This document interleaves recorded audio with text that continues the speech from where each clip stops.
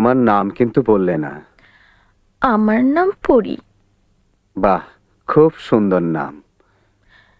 এটা আমার আসল নাম না, নকল নাম। নামের আবার আসল নকল আছে নাকি? কেন থাকবে না? মানুষের মধ্যেও তো আসল নকল মানুষ আছে। ইয়ে, তুমি ঠান্ডা কিছু খাবে? মানে সফট ড্রিঙ্কস? না, আপনি বরঞ্চ হুইস্কি জাতীয় কোনো জিনিস খেতে পারেন, মনে জোর পাবেন।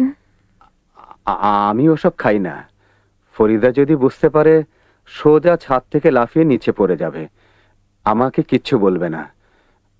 ফরিদা আমার স্ত্রীর নাম। বুঝতে পারছি। খুব ভালো মেয়ে। এখন শরীরটা খুব খারাপ, বেশি দিন বাঁচবে না। ওর নাক খুব সেনসিটিভ, দুধের কোনো জিনিস খেতে পারে না, গন্ধ লাগে। অথচ এখন ওর দুধ খাওয়া খুব দরকার। আচ্ছা, তুমি দুধে কোনো গন্ধ পাও? আমি খুব আবল তাবল কথা বলছি, তাই না? না, ঠিক আছে, বলুন, যা বলতে ইচ্ছা করে বলুন।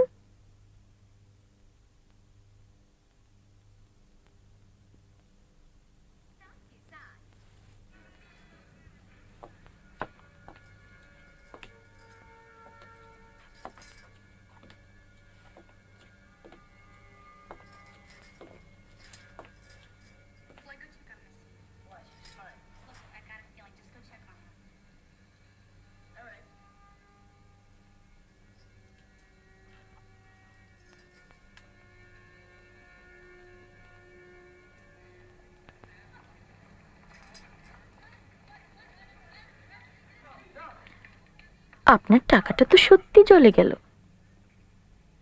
তুমি একটা চমৎকার মেয়ে। আমি চমৎকার মেয়ে? এটা আপনাকে কে বলল? বোঝা যায়, চেহারা দেখলে বোঝা যায়। আচ্ছা, আপনি কি করেন? তেমন কিছু না, ছোটখাটো একটা ব্যবসা করি। তবে খারাপও না। গত বছর গাড়ি কিনলাম। আমি অবশ্য গাড়িতে তেমন একটা চড়ি না, কেমন যেন দমবন্ধ দমবন্ধ লাগে। রিক্সা খুব ভালো, হাওয়া খেতে খেতে যাওয়া যায়। আপনি কি আমাকে একটা চাকরি জোগাড় করে দিতে পারেন? আমি এসএসসি পাশ করেছি। কি রকম চাকরি? উম, যে কোনো চাকরি, ছোটখাটো যাই হোক। না, আমার অফিসে তো তেমন কোনো চাকরি নাই। আমার অফিসে সামান্য কিছু কর্মচারী আছে। নতুন লোক নেওয়ার অবস্থা অফিসে নাই।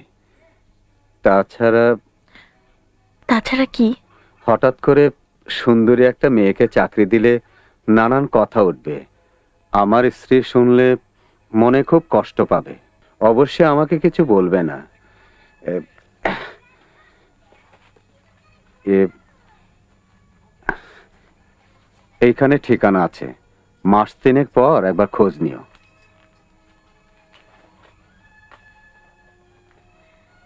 মাস তিনেক পর খোঁজ নিতে বলছেন কেন? আপনার কি ধারণা মাস তিনেকের মধ্যেই স্ত্রীর কিছু একটা হয়ে যাবে?